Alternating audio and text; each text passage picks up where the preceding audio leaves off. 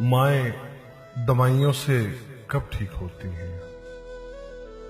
एक फिक्र अंगेज तहरीर।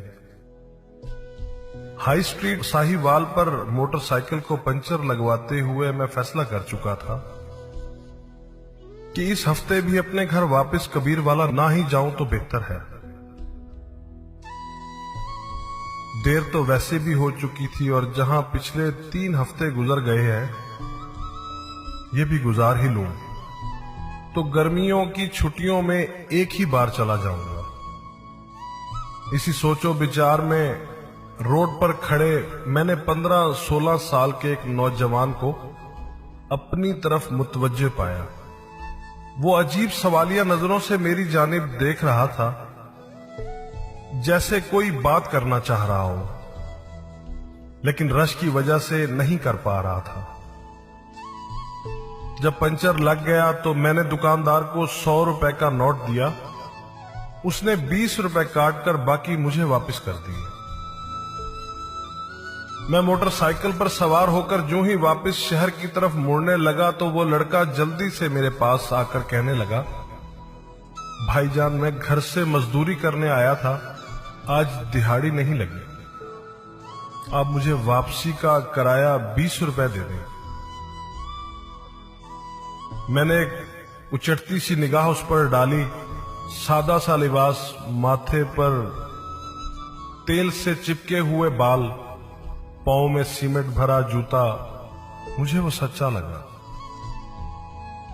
मैंने 20 रुपए निकालकर उसके हाथ पर रख दिए। वो शुक्रिया अदा करके चलने लगा तो न जाने मेरे दिल में क्या ख्याल आया। मैंने कहा, सुनो, तुम्हें दिहाड़ी कितनी मिलती है? उसके जवाब देने से पहले ही मैंने बाकी के 60 रुपए भी उसकी तरफ बढ़ा दिए।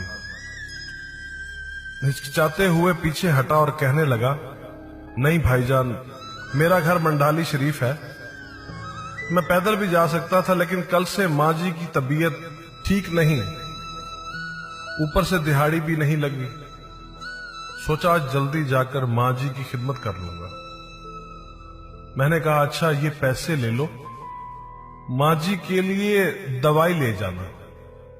वो कहने लगा, दवाई तो मैं कल ही ले गया था, आज मैं सारा दिन माँ जी के पास रहूंगा तो वो खुद ही ठीक हो जाएंगी।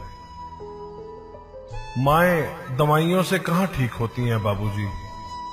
मैंने हैरान होकर पूछा, तुम्हारा नाम क्या है? इतने में उसकी बस भी आ गई। वो बस के गेट में लपक कर चढ़ गया और मेरी तरफ मुस्कुराते हुए जोर से बोला, गुल्लू गुल्लू।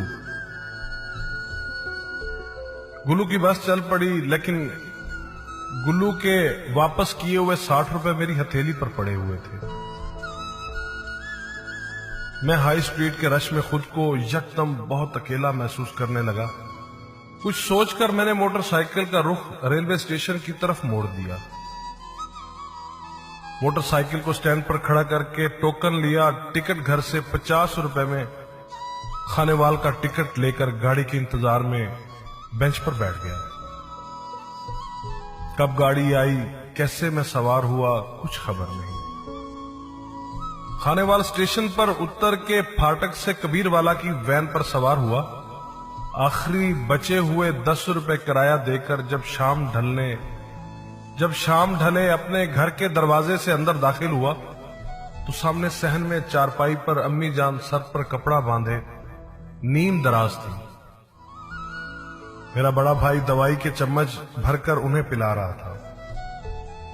मुझे देखते ही अम्मी जान उठकर खड़ी हुई, ऊंची आवाज में कहने लगी, ओ मेरा पुत्र खैर से घर आ गया है, अब मैं बिल्कुल ठीक हूं। मैं आंखों में आंसू भरते हुए दौड़कर उनके सीने से जा लगा।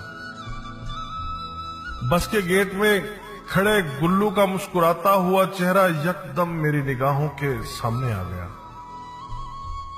और मैं समझ गया कि उसने मुझे 60 रुपए वापस क्यों किए थे। चिराग लेके कोई रास्ते में बैठा था। मुझे सफर में जहां रात होने वाली थी